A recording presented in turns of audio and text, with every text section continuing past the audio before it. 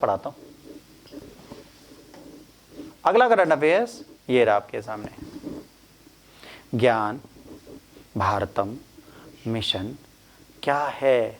ये आंटी जी बता रही थी, जिनका नाम है निर्मला सीतारमण, है ना। आंटी जी बहुत बोलती हैं और इतना बोलती हैं कि इनके सामने देखो मैं खड़ा हूं ना, मैं इनके आगे छोटा लग रहा हूं। बहुत बोलती हैं, चक चक चक चक चक चक चक चक, तब तक नहीं चुप होती जब तक मोदी नहीं कहता बस कर बहन, तब ये चुप होती हैं, उन्हें बोलती रहती है। अब इन्होंने एक और काम ले लिया, इन्होंने कहा है 1 करोड़ जो भारत की पुरानी मनुस्क्रिप्ट है, हस्तलिपि हैं, उनका संरक्षण किया जाएगा और उनका डेटाबेस निकाला जाएगा।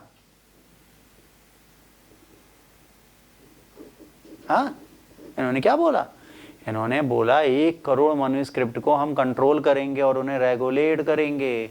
शैक्षिक संस्थानों, संग्रहालय, पुस्तकालयों, निजी संस्थानों, इन सब जगहों पर वो क्या करेंगे, इन सब जगहों पर वो बेटा इन सबको भारत के पांडुलिपि विरासत सर्वेक्षण, दस्तावेजीकरण और संरक्षण का एक विशेष मिशन है।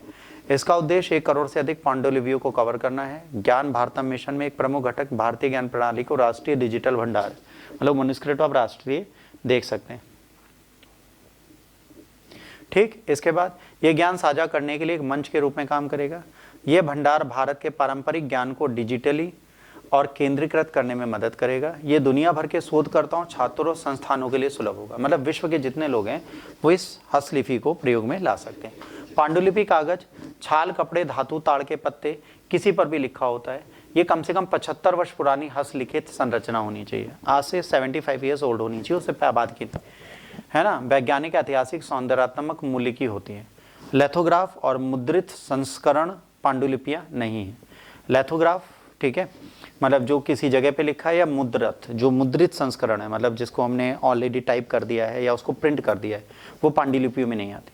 याद रखिएगा, पांडुलिपियां सैकड़ों विभिन्न भाषाओं लिपियों में पाई जाती हैं। अक्सर एक भाषा की कई अलग अलग लिपियों में लिखा जाता है। उदाहरण के लिए संस्कृत को उड़िया लिपि, ग्रंथ लिपि, देवनागरी लिपि और कई अन्य लिपियों में लिखा जा सकता है।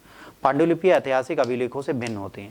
चट्टानों पर उत्कीर्ण शिलालेख, फरमान और राजस्व अभिलेख, है ना, इनको हम कायदे से पांडुलिपि नहीं मानते, बट ये उस ज्ञान को बताती हैं। पांडुलिपियों में ज्ञान की सामग्री होती है, इसमें बहुत ज़्यादा बुद्धिमत्ता की बातें होती हैं, बहुत ज़्यादा ज्ञान की बातें होती हैं, ठीक है। और वही चीज़ें हैं जो हमारे लिए जरूरी हैं आज की डेट में, और उनको हमें समझना और करना बहुत आवश्यक है। अगर हम उसे समझते हैं और पांडुलिपियों पर ध्यान देते हैं तो हम जरूर आगे बढ़ सकते हैं।